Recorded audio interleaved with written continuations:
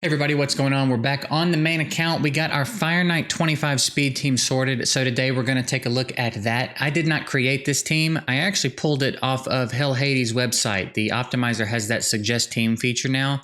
That is just so cool, man. There's all kinds of different ways you can sort and find different teams for where you're at in the game. The updates they keep making to that whole thing are just so insane. The website's amazing. I will actually put a link below if you want to check it out. If you use that link and ever decided to upgrade to a premium membership on the site, you'd be supporting me and Hell Hades. So something worth checking out. Even if you don't want to do that, if you want to just go look at the site and use the free parts of it, it's crazy, man. It really is cool. I took the blueprint of this team, and then I kind of figured it out myself, right? I took the speeds that it gave me, kind of worked around them a bit, and then I played with the AI and all that myself because that part's kind of fun for me to do. So it's good, and I think we've got 100% success rate team here. I have not seen this team fail. I've probably run it about 70, 80 times now. I've run it quite a bit, and no fail. It is really solid. So I'll put speeds and masteries and stuff down below as I'm talking about each champ, as well as talk about him here on the screen. That way they'll just be up longer for reference. If you don't want to have to pause and screenshot and all that stuff, you can kind of follow along that way. So we'll start with Venus. She is at 261. She got quite a bit of HP and then a lot of accuracy. I don't think the HP is super important because if you're taking hits here, then something's gone wrong. You should get through this dungeon. If you're trying to do this team in the way that it's supposed to be done, you shouldn't be taking any hits. If you want to use it in other places, though, go ahead and shoot the HP up if you can. But don't sacrifice something else. Don't try to force the HP because it might keep you from being able to hit a stat you need to hit, right? So she's minus 261. Again, there's windows. I don't know what the exact ranges are. I think turn order is very important here, and then being in that window of speed that's high enough for this all to work appropriately, right? Talk a little bit more about that as we go, but mine is 261. The gear sets do not matter here. Just get her speed where it needs to be, get her accuracy high enough to land the thing she needs to land, and then if you can get some HP on her and you want to do other stuff with her, fine. She is skilled up. I don't think it's necessarily that important that she is skilled up, to be honest. Yeah, you get a cooldown here, but Kymar is going to be setting her up in the second wave to do this, so it's not a big deal. And then at the boss, HP burns aren't going to be ticking because the boss isn't going to be getting turns. She'll do this regardless because you shouldn't get cooldowns from this anyway. It's nice to have the chances to do it. And then again, poisons are nice because Eleanor is going to detonate them on the boss, but I don't think it's going to make that big of a difference. She's also not getting a better chance to land them. It's just damage. So you can get away with not booking your Venus here. You can save the legendary books. If you want to book her, she's well worth booking, especially if you're doing other things with her, but you don't have to book her here, okay? Mastery is very straightforward. Work your way down to War Master, let her extend debuffs, and if you need Lore of Steel and boost her accuracy and stuff like that. The extension on the debuffs is nice for her for this because, again, if she throws up a poison on the boss and she puts it up for an extra turn, that's a little bit more damage for Eleanor to contribute, right? So that's Venus. Pretty straightforward stuff. Speed and accuracy, doesn't need books. Done, right? Eleanor, the star of the show, sort of. Star of the waves, we should say. Again, sets here, not super important. You want to work to get some damage on her. Having crit on her is nice. Mine is not crit capped. It has not been a problem for me. You might think she needs to be crit capped. I'm about 80 runs in, 70, 80 runs in, have not even noticed that she's not crit capped. So you want enough, but it doesn't seem to matter if she doesn't crit every time. So, and actually, now that I say that, she might be crit capped technically for this dungeon because she's positive affinity. So I guess she is crit capped. Yeah, that worked out kind of nicely. You want her to have accuracy to land the poisons, and then you want to get some damage on her. I think I put a bunch of attack on her just cuz, but I'm not certain you need it. All she's doing is detonating poisons. I don't know if she does extra damage based on her attack or not, to be honest. I think I heard a while back that Zavia does. I don't know if they work the same way. Either way, I tried to get a little bit of attack on her. It's nothing crazy. We're around 4,300. Her speed is 238, 4,400 actually. Over 250 accuracy. 85 crit rate and then some crit damage. You can probably build a stronger Eleanor than this. This is not insanely high. numbers here. The crit damage is it's solid. She's a solid Eleanor, but it's not crazy. Again, the sets aren't important. She is skilled up, and then her masteries, kind of that standard first turn nuker setup, right? More damage with full HP, more damage for the first hit on each enemy. Kill streak can boost her damage for the second wave, and then War Master so she can help with the boss. And then over here, boost her accuracy, extend, again, more poisons, more damage. Again, all pretty easy stuff. Kymar, again, doesn't really matter what sets you have, just put your best gear on him. He will be the fastest on the team. Mine is at 302. I don't know that it's absolutely necessary that he's that fast. I think as long as he's faster than everybody else, the big thing you're getting out of Kymar here is that he's going first in the second wave to reset everybody. I don't think he has to be this fast. He just needs to be the fastest on the team. Okay. And then I don't know what that threshold is. I don't know if having him at 280 and having everybody else fall in line under that is enough. I don't know if there's a certain gap, because there's some pretty big gaps between Tomblord and Eleanor and then the rest of the team. I don't know how important that is, but again, if you try it and it's not working, you'll be able to see why it's not working. You can make some tweaks. But again, the sets here are not important.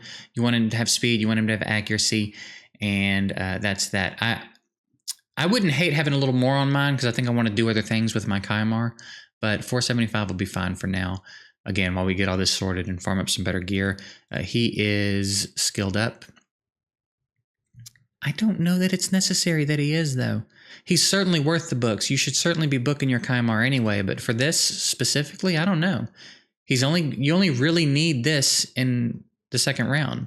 So like, yeah, him using it in the third round is fine, but I don't think you need it, because once Allure starts getting turns, it's over. He's not getting a turn anyway. So like, it doesn't matter if he keeps resetting. I guess it speeds it up a bit, but like, I don't think you have to have him booked for this, to be honest. And then masteries, I did this to boost his accuracy a bit, and the rest of it, honestly, I don't really think is that important. Again, not for this. I just boosted his accuracy, and then I gave him this other stuff. Like, I don't think any of this matters too much, though. Tomblord. Again, I think it doesn't matter who goes first of these two, because Eleanor's opening with her A2 anyway. So she's not going to detonate till the second turn of the round. So it doesn't matter. I think it's a little bit faster if she goes first, because she does her thing, puts up the poisons. Tomblord comes in behind her on that turn, puts up his poisons, and then the next run she goes before him, so you don't have to wait on him to do his skill again. So she detonates. It's probably a few seconds. You know what I mean? It's probably nothing huge, but their speeds I think are interchangeable here. So our Tomblord's at 230, and sets don't seem to be important. Whatever helps you get to the stats here. You'll notice mine has attack boots. We were able to hit the speed, because the speed is not super high. We were able to hit the speed with attack boots, so I might max those at some point. And then again, enough accuracy to do the things he does. That's that. He is skilled up. And then his masteries, we work him down to Giant Slayer. And then again, same stuff. Same stuff over here. Allure is an interesting one. It used to be important to not have her booked, but now that you can program AI for each round, it doesn't really matter if she's booked. So sets are unimportant. She is the second fastest in the team. I have mine at 280. I think the closer you can get her to Kymar, like if I could have her at 301 speed, even better. I don't need it so far. 280 seems to be more than enough. I would imagine there's probably a good bit of wiggle room here, but like Venus is third, for example. Venus is at 261, so that means we have a window of 262 to 301 for Allure here. So she's right in the middle of that. I'm not sure how much further I could drop down and be comfortable, though. You want Allure getting as many turns as she can to be knocking that turn meter back. The way that we're going to set up the AI is going to make it a little bit more comfortable for you. The AI probably took me the longest to figure out like how to sort this out, because I would do a run, I would figure out what was going on, tweak the AI a bit. The way we've got the AI set up now seems to be 100%. It seems to not go wrong, and it ensures Tomblord's going to get the slow up at the boss, and we'll talk about that during the run. But anyway, mine's at 280, and it seems to be plenty. 343. She does need to be crit capped. Now again, here crit capping might be 85. Mine, we went overboard. we're more than crit capped here, so don't worry. We're in the clear. She can also have Giant Slayer. She's going to do more damage with Giant Slayer, and then again, standard shit over here. Nothing too insane. So that's everybody's speeds. How they're all set up. Again, you can book her or not. Doesn't matter, because you can program her AI now. So whatever. Let's jump over now and take a look at the run, and we'll talk about what's going on as it's going on and why. We'll do the AI first.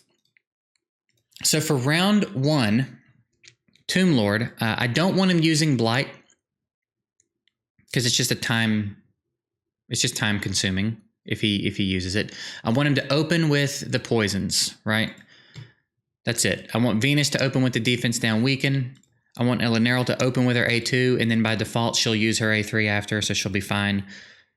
Allure, I don't know why I have this turned off. I think I was playing around with some different things and just never bothered because it doesn't matter what Allure does. It doesn't matter what Allure does in wave 1 or 2. It really doesn't matter. Kymar, I have him open with his A1 and then use his A2 if it's available. For his A3, he's not allowed to use it because if I think once or twice we've not killed someone in the first wave, they hang on with this much health. I don't want Kymar using his A3. So as long as he doesn't use his A3, when we go into the second round, he can open with it and everything resets and we're fine. So even if we don't get all the kills in the first wave, it still doesn't matter. They're not going to get a turn. They're not going to kill us.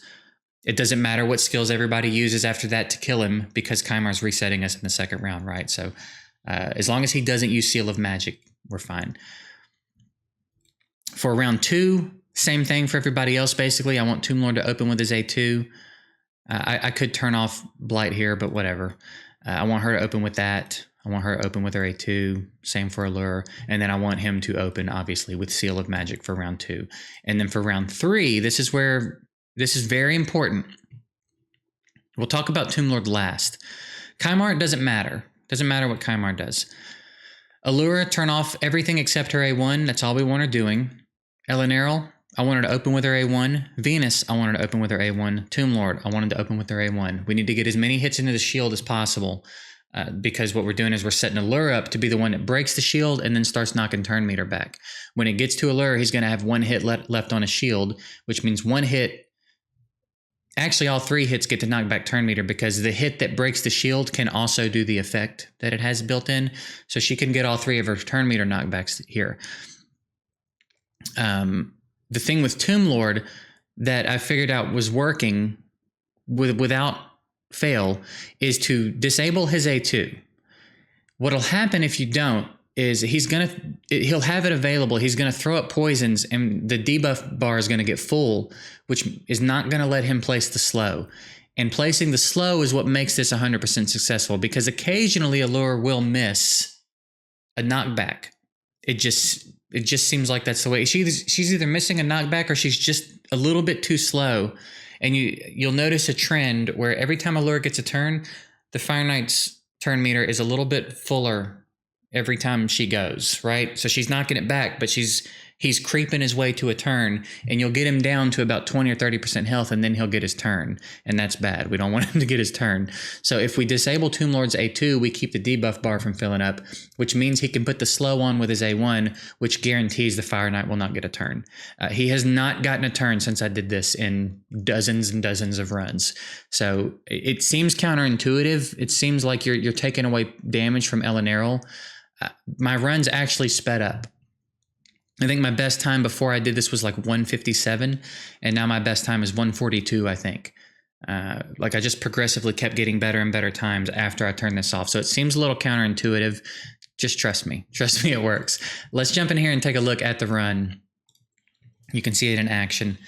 And we're just going to do it live, no cuts, because it's not going to fail. You hear me? It cannot fail. I think this Fire Knight team cannot fail. the way that it's set up. So let's put that to the test here. I think only like once or twice I've seen her not kill everybody too. Like very, very rarely does she not just wipe the whole wave. So we are. It seems like a very safe team. And I think like right there, we didn't get the kill, but like it doesn't matter because everyone's starting the next round with their A1s anyway. So whatever. That almost never happens because usually if we don't kill someone, it's the first wave. I don't know that I've ever seen her not kill everybody in the second wave. Either way, doesn't matter. We're squared away. It all still falls the same way when we get here because of the way we have everybody set up. So now by Tomblord not using his A2, we get the slow. Now he won't get a turn. Guaranteed. Nothing he can do. He's not going to resist all the knockbacks from Allure. And now it's just a matter of how fast can we do it. This will probably be a little bit of a slower run because we got a little bit hung up in that second wave. But again, that's rare too. Because I'm pretty sure I guess kill streak wouldn't really matter. I think you don't need attack on Eleanor. I would like to test that.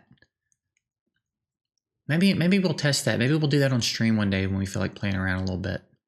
I don't think attack has anything to do with her damage there. Because if it did, kill streak would for sure. If she could wipe everybody in the first wave and then get all that damage from kill streak, she for sure would wipe the second wave.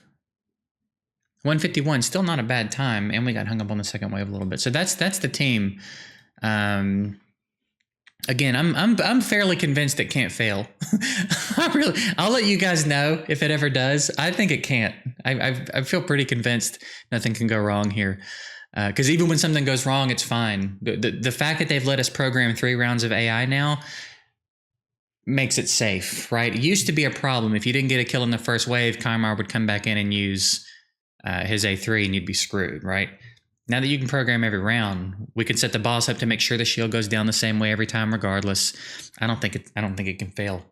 At me. Anyway, that's it. So yeah, hopefully this was, if nothing else, interesting for you guys. Maybe gives you something to shoot for if you're not quite this far in the game yet. But seeing him in action, it was fun. This was a fun one actually, and very satisfying. I don't think I've ever really built a Fire Knight speed team before.